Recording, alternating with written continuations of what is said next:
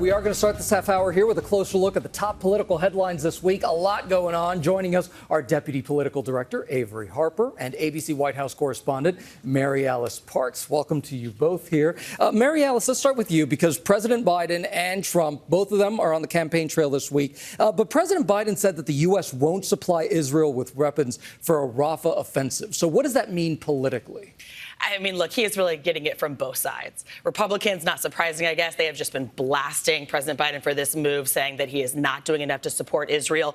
But the president is also getting it, we know, from key members of his own party. I'm not just talking about college students and young voters, though they count, but senior Democrats in Congress that are saying there just needs to be more done to pressure Israel, that this is not the way, in their view, that a modern democracy that values life should be fighting a war. I mean, it's been since October that President Obama, I should say, came out and spoke out against how Israel was conducting itself when it cut off food and water. It's been 6 weeks since Senate Majority Leader Chuck Schumer said there needed to be a sea change, that there was just too much loss of life. So, look, we're seeing a lot of Democrats say that it was right for President Biden to make this move. And actually, given that report yesterday that says it's likely that Israel violated international law, we're seeing a lot of Democrats say that Biden should be doing even more. Something to watch there. Averi, let's turn to former President Donald Trump now. He's in New Jersey this weekend, obviously coming after a week of testimony in the hush money trial. What impact, if any, is that having on his campaign at this point? Well, as far as the political implications, I think it really matters and depends on the outcome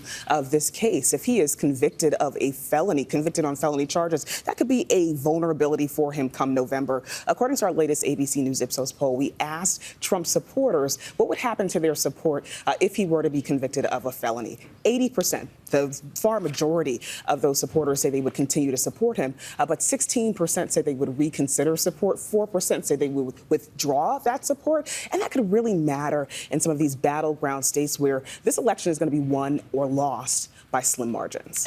And Averi, so age and mental acuity, that is something that has been a big issue at the heart of this campaign season for both candidates.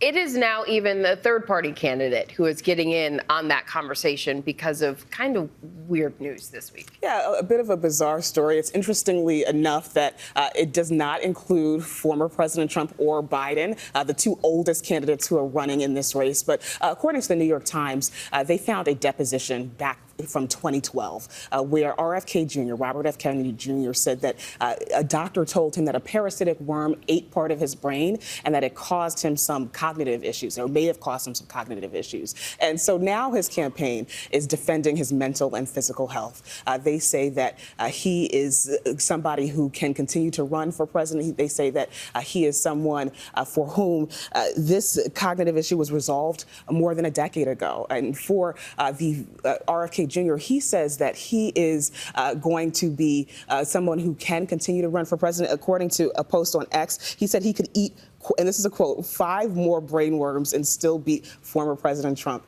and Biden in a debate.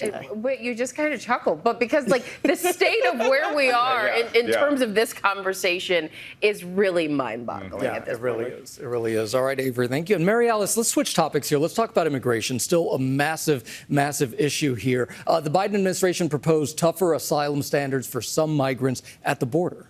Yeah, I mean, absolutely top of mind for voters.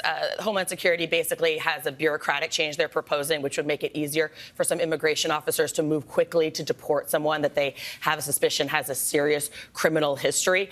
Secretary of Homeland Security Mayorkas came out in interviews this week and really pushed back on that Republican talking point that the border is open. He pointed to the fact that they have deported 720,000 individuals this year alone. That's more than any other year in the last 10 years, guys. Wow. MaryAlice Parks, Averi Harper, thank you so much as always. And an early happy Mother's Day to both of you as well. It's good to have you in here.